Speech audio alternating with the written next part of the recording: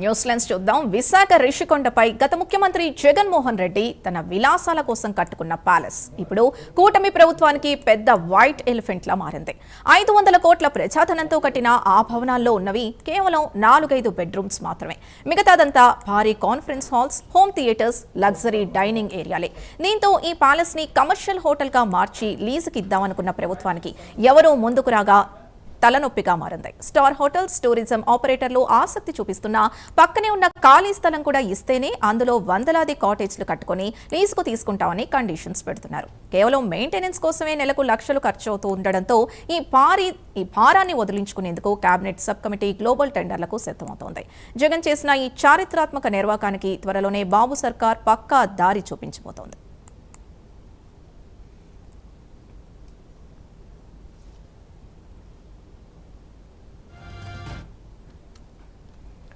ఈ విలాసానికి సంబంధించి బాబు సర్కార్ ఎలాంటి దారి చూపించబోతోంది, అసలు ఎలాంటి ప్రయత్నాలు జరుగుతోంది, దీనికి సంబంధించి మరింత సమాచారం మా అసోసియేట్ ఎడిటర్ వాసు అందిస్తారు. వాసు,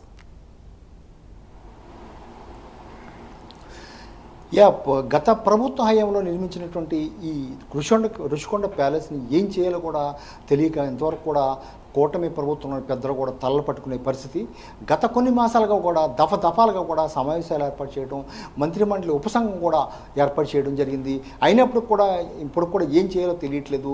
ఈ నేపథ్యంలో ఏదో విధంగా దీనికి పరిష్కారం చూపాలని ప్రభుత్వం అయితే చాలా గట్టిగా తీసుకుంది.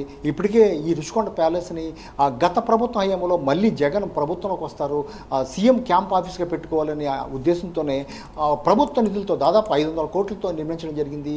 ఇది దుర్వినియోగం అయిందని కూటమి ప్రభుత్వం వచ్చినప్పటి నుంచి కూడా ముందుగా పవన్ కళ్యాణ్ వెళ్ళి సందర్శించడం జరిగింది, తర్వాత లోకేష్ సందర్శించడం జరిగింది, తర్వాత సీఎం సందర్శించడం జరిగింది. అంతా ఇంత వందల కోట్లు పెట్టి ఎందుకు ఉపయోగపడకుండా ఉంది, దీన్ని ఏదో విధంగా ఉపయోగించాలని మంత్రిమండలి ఉపసంఘం కూడా ఏర్పాటు చేసింది.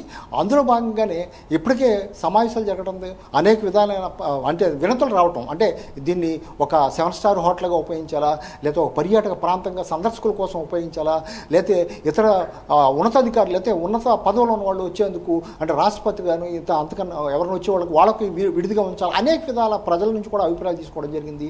ఈ నేపథ్యంలో ఒక క్లైమాక్స్కి చేరుకుందని చెప్పొచ్చు. రేపు ఉదయం ఇక్కడ విశాఖలో సమావేశం ఏర్పాటు చేసింది మంత్రిమండలి ఉపసంఘం.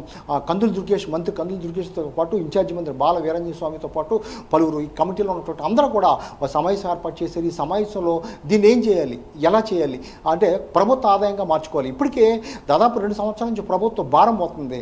నెలకి కరెంటు ఖర్చులైతేనే లేకపోతే ఇతర మెయింటెనెన్స్ దాదాపు 20 నుంచి 25 లక్షలు ఎవ్రీ మంత్ కూడా ఖర్చు అవుతుంది. దీన్ని కూడా ఏ విధంగా చేయాలో అర్థం కాని పరిస్థితి.